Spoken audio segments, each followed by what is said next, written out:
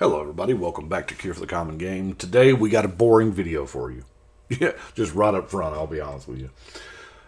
This is something that I do periodically all the time. And I figure since I was in here doing it, some of y'all may be curious to see. We are getting ready for, I got the next, I bought 25 deck boxes here, so... And getting the sleeves and the deck box, we get them unwrapped and put them together and getting ready for Zendikar Rising. So, I figure while I did this, we could chat, just about probably Zendikar Rising, because we just got our first wave of, a little info and some of the mechanics and stuff like that. So, we're going to have to put it up. So, we're getting, in Zendikar Rising, rather, we're getting double face cards that has, the back face is a land. Kind of cool.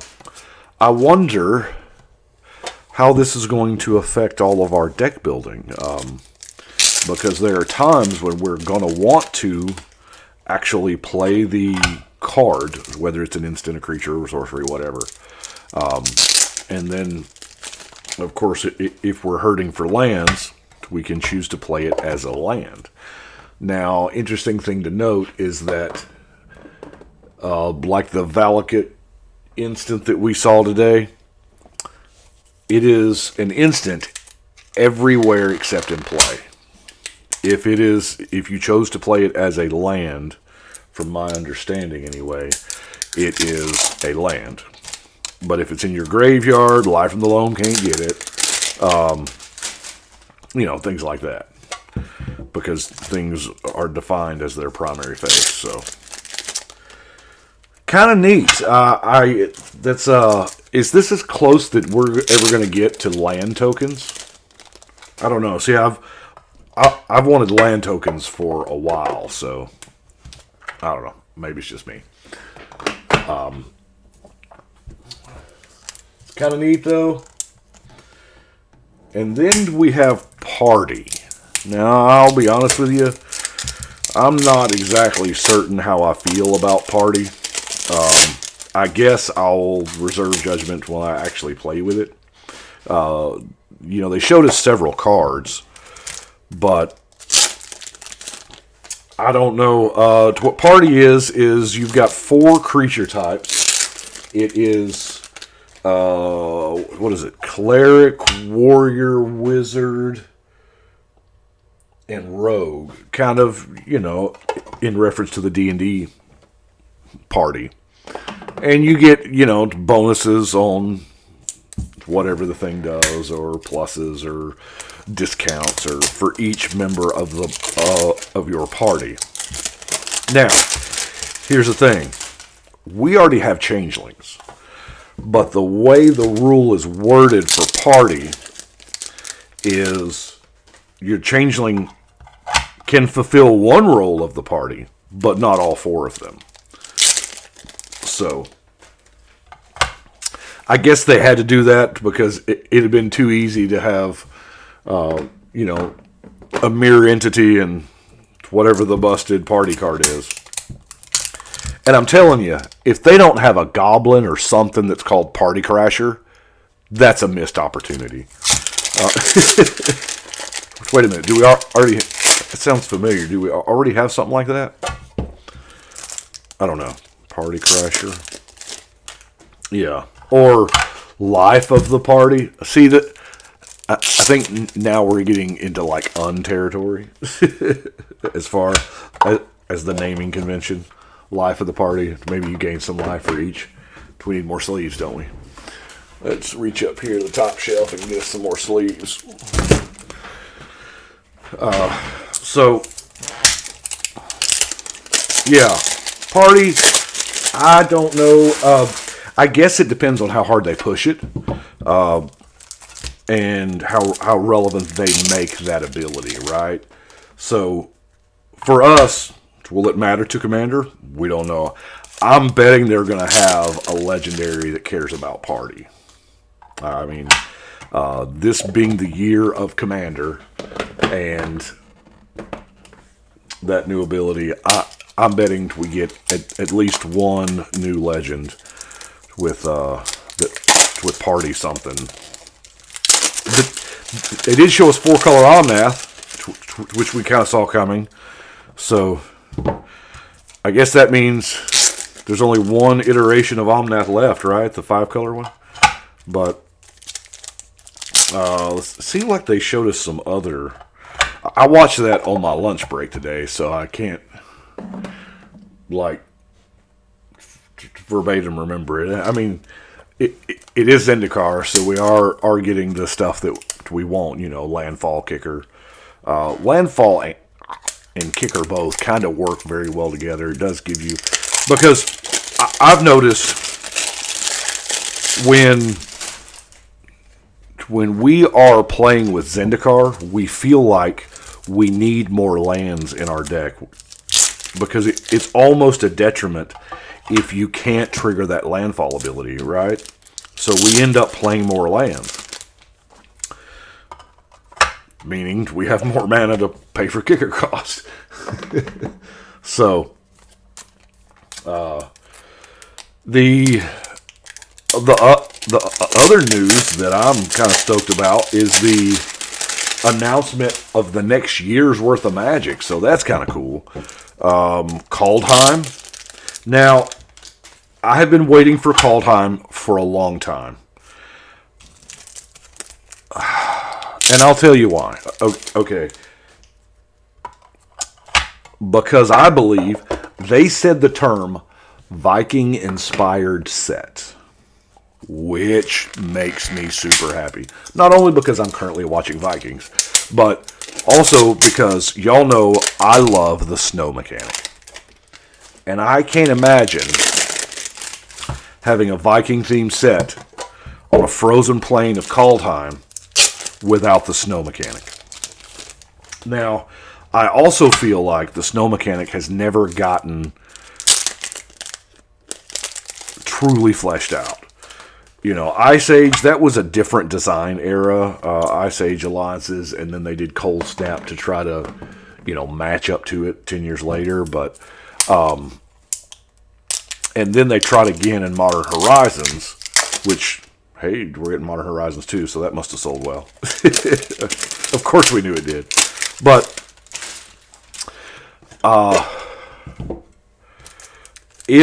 I feel like if Snow had been given the modern design treatment, and you know, as much as they put into, you know, landfall or enrage or whatever, I realize enrage is not a terribly, you know, dominant mechanic, but I'm a Snow fan, and I think I'm betting Kaldheim will be Snow World. Done right. Let's see. Then we've got what is that? The Dungeons and Dragons set. Finally the crossover. Wizards has owned both Magic and Dungeons and Dragons for decades now, and this is the first time that they've ever actually done a D&D themed Magic set. They've done a whole bunch of Magic themed D&D books, but not D&D themed Magic sets. So I'm really kind of curious as to how that's going to go. Oh, shoot. I need to open a box. Oh, yeah. I already opened this one because I had to have something to put my promo in that I got way after the fact. But, yeah. I'm betting that the party mechanic comes back for that. Let's see. Modern Horizons 2. There was a whole bunch more. I should have probably researched this more before Anyway, huge announcements. Time Spiral is getting the redo. The remastered. So, I think they showed Chalice of the Void they were putting in there. Now, I want to talk about set boosters for a minute. We'll get back to Zendikar Rising. How do y'all feel about set boosters? Y'all know I love cracking packs. That's kind of one of the things I do, and I know it's not a financially sound thing to do, but at the end of the day, I'm a Magic player who plays because I love the game. And yeah, I crack a lot of packs to get cards for Commander. I'm not...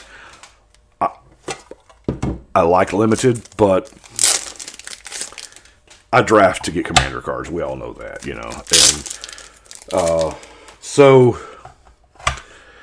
the set boosters really intrigue me a lot, just simply because of the list. Now, 300 cards in set boosters, 25% of the time, a 1 out of 4 chance.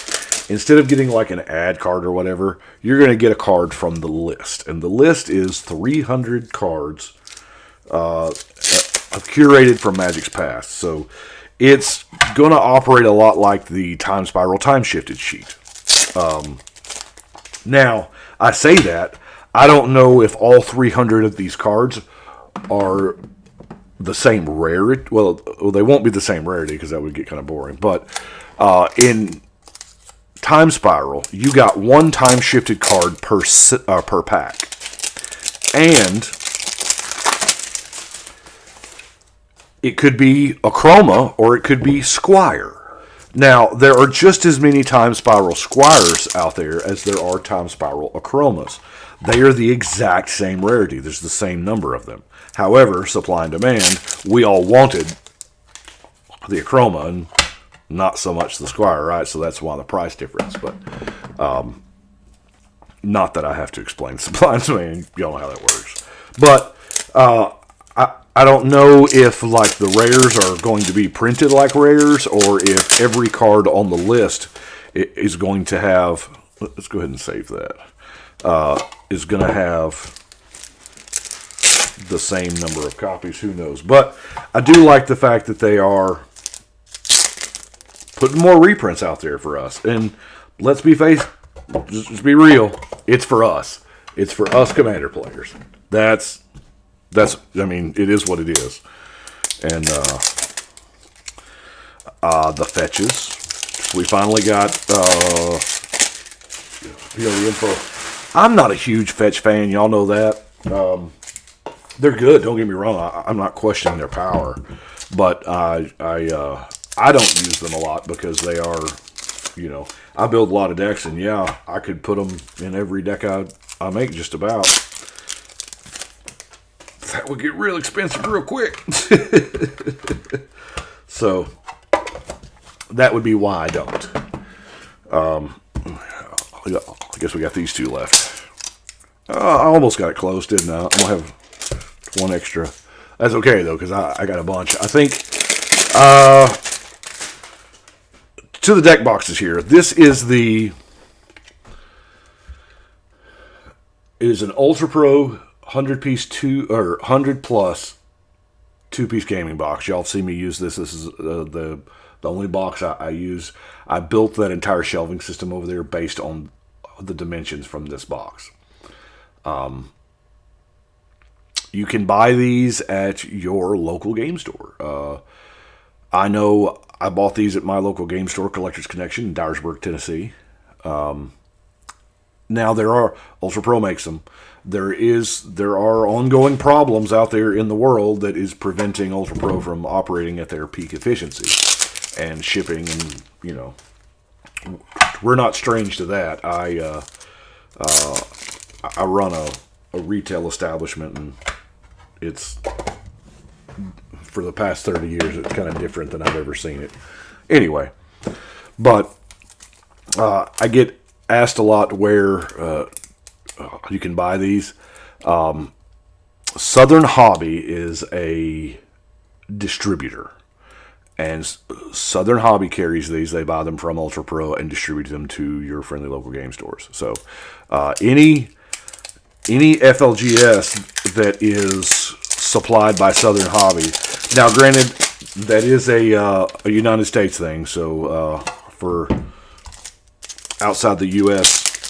viewers, it may not be that simple because y'all don't have access to a Southern Hobby supplied LGS, but I'm sure there's an equivalent wherever you're at. So that's it. That is all of them. Anyway, here, let's put it over here where it ain't quite as weird. But that is kind of, like I said, boring video. I have to do it every time I get deck boxes, and you just open up and put them together. And that way, what it does is, that's a heck of a lot of glare. You know, I am ready. I am still not done with all of those, but I am ready to... I figure that's 24. I got 4 more, so I've got 28. Right there. Oh, damn. I've got 28 deck boxes ready. I think he said he was going to try to get me a couple dozen more because we're trying to build up. Because let's face it, Legends is coming. Commander Legends is coming, so... I did catch a big break with Commander Legends, I'm not going to lie, with the fact of partners. So there won't be that many new decks, you know. Ooh, hiccups. But, yeah, ready for Zendikar Rising. Still got like 4 more decks here, so I'll be cranking them out, and I'm still building, and yeah. I know I've got some, like, weird different kind of videos because stuff just happened, you know. But anyway, I appreciate y'all watching, and yeah, this is kind of a boring video, but it gave us a chance to talk about Zendikar and our first impressions and stuff like that. I think it's going to be cool. I love land stuff, you know. I do tend to play as Zeus, so probably more than I should. So anyway, thank you very much, and y'all have a good day, and we will see y'all next time.